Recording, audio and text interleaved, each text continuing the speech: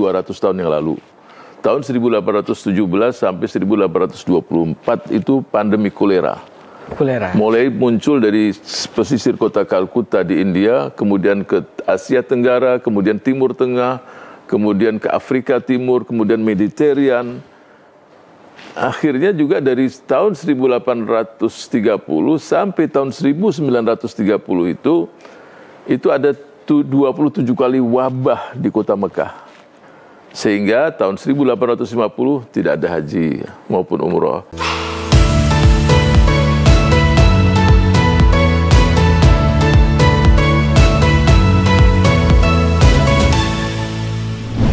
Luar biasa banget nih ya, waduh. Ini ilmunya luar biasa hari ini nih. Baiklah, saya kira kita ke atas, insyaallah. Ke atas? Iya, kita lihat beberapa hal. Oh, kita mau lihat album. Album Dr. Habib Salim. Insyaallah. Kita lihat albumnya. Ya, Syakir, kita lihat ya. Bismillahirrahmanirrahim. Monggo Syakir.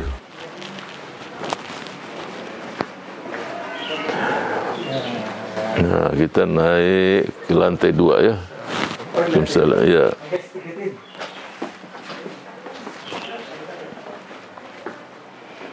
Ini, ya ini Syakir. Wah, ini banyak foto-foto di sini. Ini foto itulah, apa aja nih? foto-foto khusus kita taruh di sini.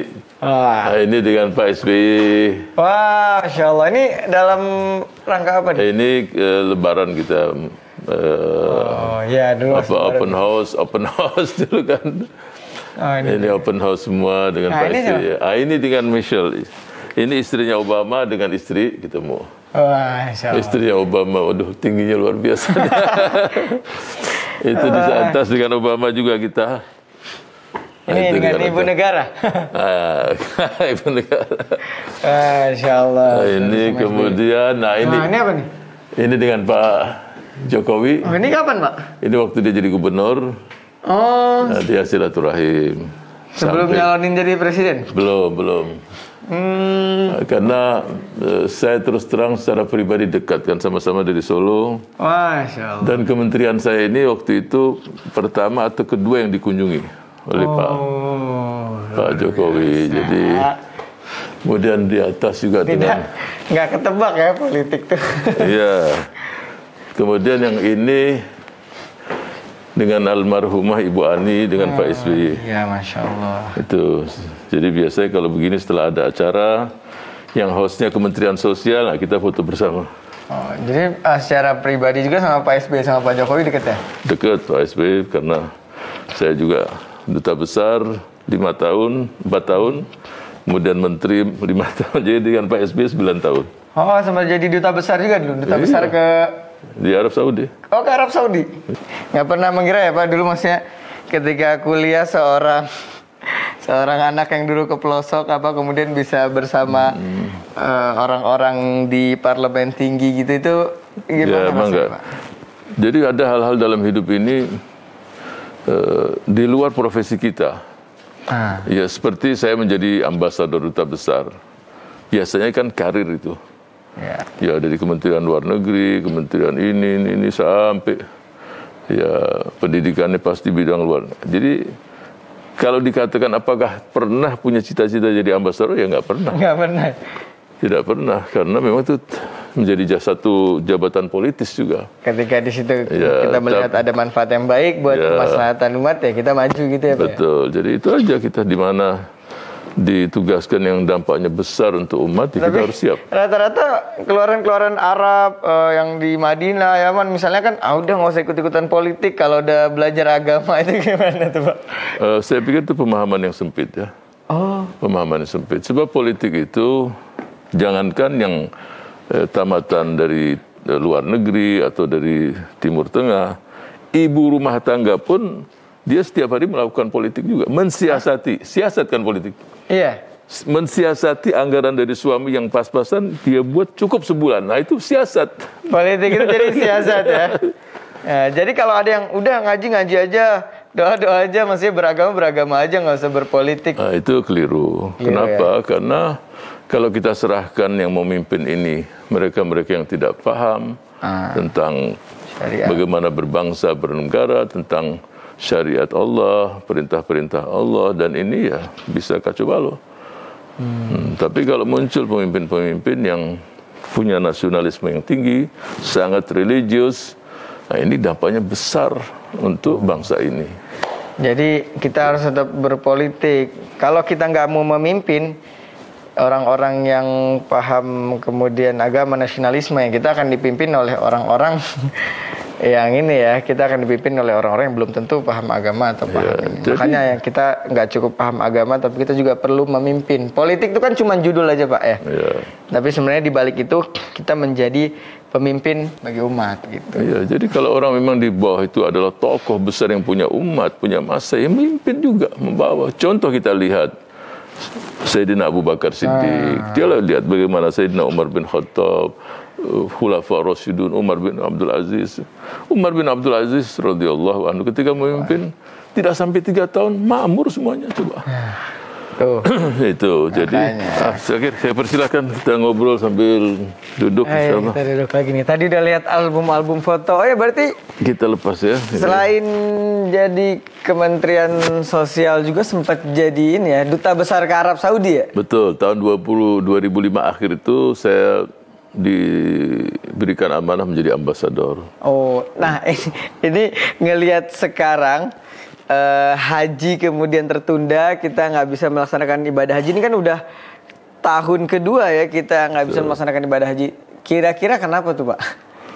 Jadi saya ingin ceritakan masalah pandemi.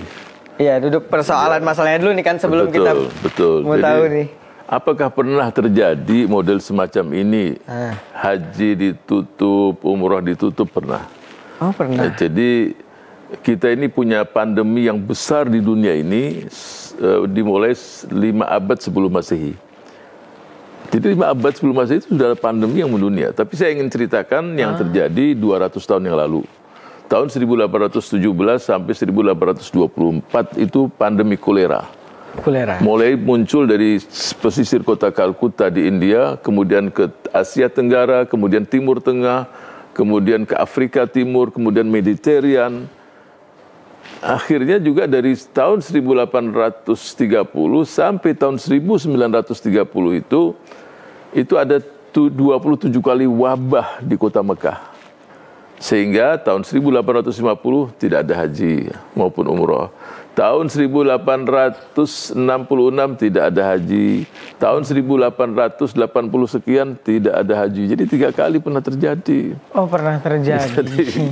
Iya kayaknya kan orang kaget banget loh. Kok tiba-tiba ini kok mau kiamat nih jangan. Ya, jadi mungkin kita harus luruskan. Jangan sampai di masyarakat ini terlalu berpikir ada konspirasi. Ini masalah pandemi. Masalah yang wabah yang bukan hanya di satu negara, ini sudah di dunia.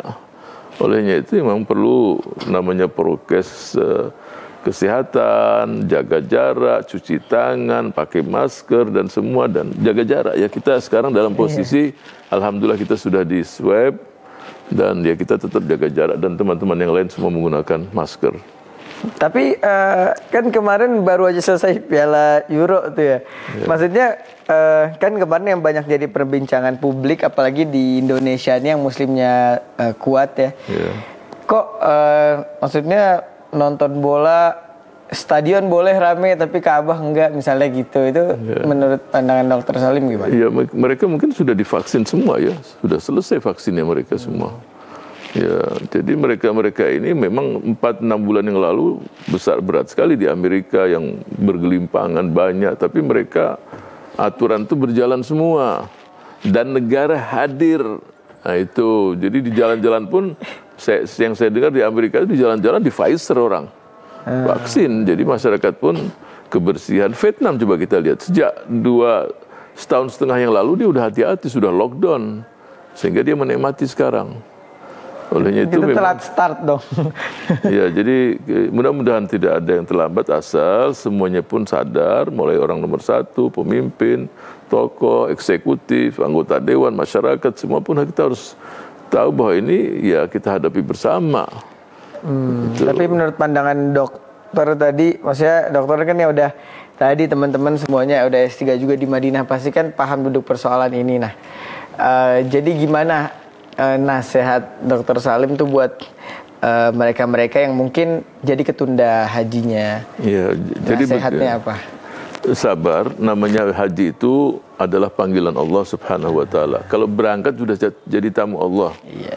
Itu harus diyakini benar. Dan sudah mendaftar dengan uang dan kesehatan juga cukup, tapi ada masalah begini harus kita ikuti aja. Kita ikuti insya Allah. Namanya kalau sudah panggilan Allah itu akan datang, pasti biiznillah akan berangkat melaksanakan ibadah haji. Solusinya supaya dapat pahala haji, kan ingin pahala. Iya, gimana bisa nggak tetap dapat pahala haji? Itu. Wah, ini mahal nih, tetap dapat pahala haji walaupun. Jadi walaupun di rumah. Walaupun di rumah. Walaupun di rumah. Bagaimana dapat pahala haji? Apalagi tambah umroh kan? Iya. Jadi ada sebuah hadis menjelaskan kalau seseorang sholat subuh di masjid, mudah-mudahan masjid kondisinya aman-aman, tidak ada sesuatu, biiznillah. Ya, kalaupun kondisinya wabah, mau nggak mau dia sholat di rumah, sholat subuh jangan tidur, udah itu aja. Sampai terbit fajar. Sampai terbit dan sholat duha. Pahalanya haji umroh tamah, sempurna. Wah. Ustaz, apa betul ada hadisnya? Ada hadisnya. Nah. Jadi bukan hanya haji saya dapat pahala haji, dapat pahala umrah. Cuma siapa yang siap untuk itu? Orang habis sholat sudah dia tidur, mainan ke sana, buka HP. Coba habis sholat subuh, kemudian berzikir sampai sholat duha. 2 rakaat aja duhanya. Iya kan dari subuh ke fajar kalau nggak salah cuma setengah jam, 1 jam lah. 1 jam. Jadi kalau kita di Jakarta ini sholat duhanya 6.30. Jangan kan habis subuh nggak tidur, subuh aja lewat juga. Kadang, makanya kalau mau haji, dapat pahala haji. Jadi kan Allah nih Rohim ya. Jadi tadi saya katakan dengan hanya membantu membawa 1 piring makanan, dengan ini dapat pahalanya. Jadi jangan kita terus nggak punya harapan.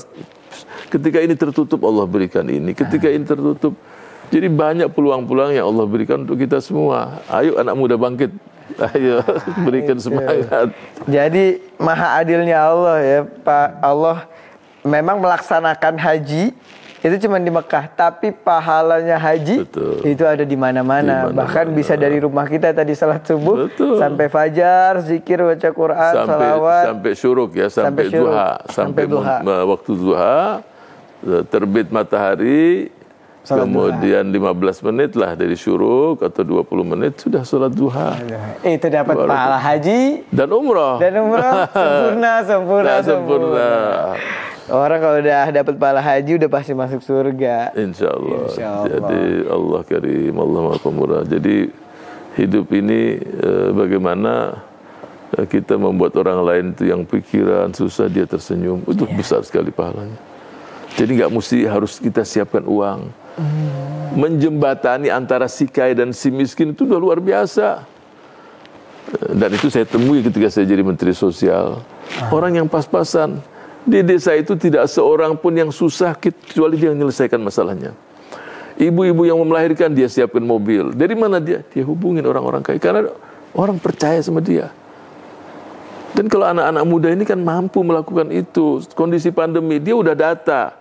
Di RT ini, RW ini ada 10 keluarga yang sangat miskin. Didatengin aja orang-orang kaya. Pak, bisa nggak setiap hari nyiapkan 3 piring? Nyiapkan 1 keluarga.